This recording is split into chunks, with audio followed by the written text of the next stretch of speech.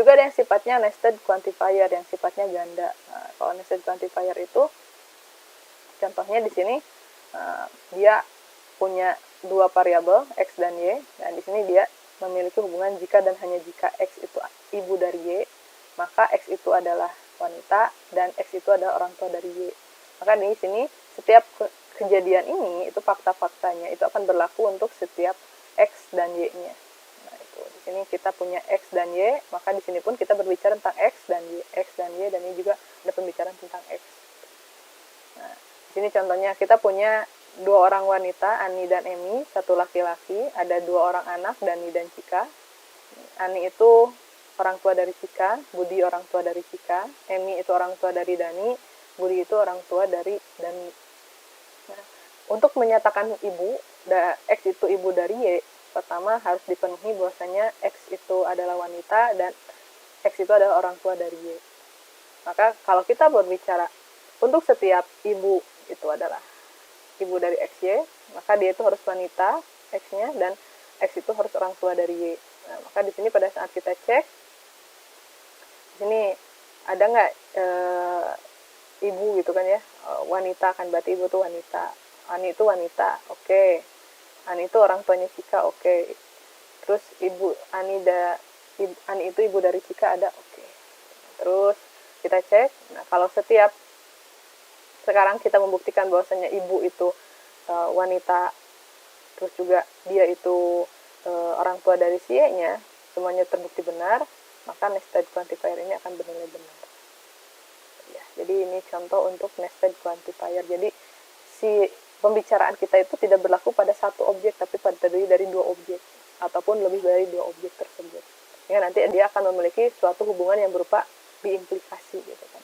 Ini jika dan hanya jika, karena kalau ini terpenuhi dan ini terpenuhi, maka ini akan benar. Seperti itu. Ya, terus contoh yang lain itu adalah bagaimana kita membangun suatu hubungan, hubungan antara si quantifier ya, antara quantifier yang sifatnya universal dengan yang sifatnya sebagian. Gitu. Jadi hubungannya ini itu dia memiliki hubungan yang sangat kuat melalui sebuah negasi gitu kan. Jadi kalau kita berbicara contohnya untuk setiap X itu adalah mahasiswa semester 7 dan X sedang belajar AI, maka dia akan ekuivalen dengan pernyataan sebagiannya, yaitu tidak ada mahasiswa semester 7 yang tidak belajar AI. Jadi kalau kita berbicara keseluruhan di sini, maka dia akan ekuivalen dengan negasi dari sebagian yang tidak mengerjakan. Jadi kan di sini kita berbicara untuk setiap X. Nah, ini adalah objeknya si X. Lalu ini adalah si alfanya gitu ya, kegiatan yang dilakukan oleh X gitu kan. Maka dia akan memiliki ekuivalensi dengan yang tidak. Nah, ini kan X-nya dibicarakan sebagai tidak ada atau tidak sebagian. Nah, berarti semuanya kan. Nah, di sini dibuatlah tidak belajar AI. Jadi kalau kita punya suatu pernyataan bahwa setiap mahasiswa semester 7 belajar AI, maka ekuivalen dengan pernyataan tidak ada bagian mahasiswa semester 7 yang tidak belajar AI. Berarti semuanya belajar AI kan, itu sama artinya. Maka dia itu ekuivalen.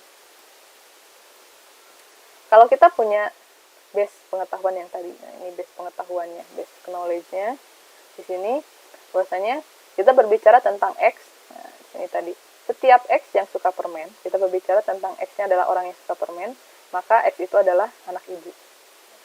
Maka ekuivalen dengan tidak ada sebagian dari X, tidak ada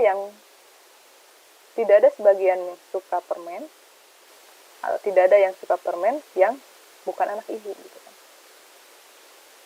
Jadi tidak ada sebagian yang suka permen atau tidak ada yang suka permen yang bukan anak ibu, karena semua yang suka permen itu anak ibu.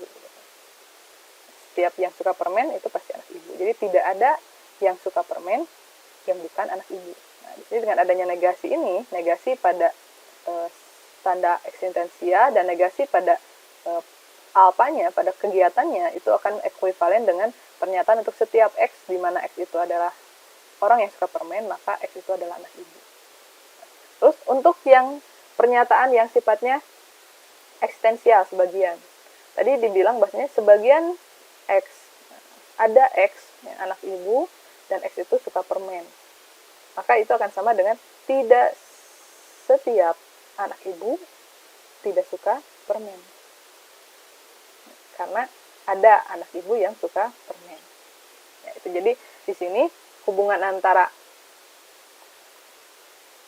universal dan ekstensial ini dia akan menjadi hubungan yang cukup erat. Jadi ada hubungan itu berupa ekuivalensi di sana dengan kita memberikan adanya negasi. Jadi untuk setiap itu, untuk setiap kegiatan alfa ekuivalensi dengan tidak sebagian tidak kegiatan alfa. Untuk yang pernyataannya sebagian yang menyatakan kegiatan alfa, maka ekuivalen dengan tidak setiap yang tidak melakukan alfa. Nah, itu adalah hubungan antara yang universal dengan ekstensial.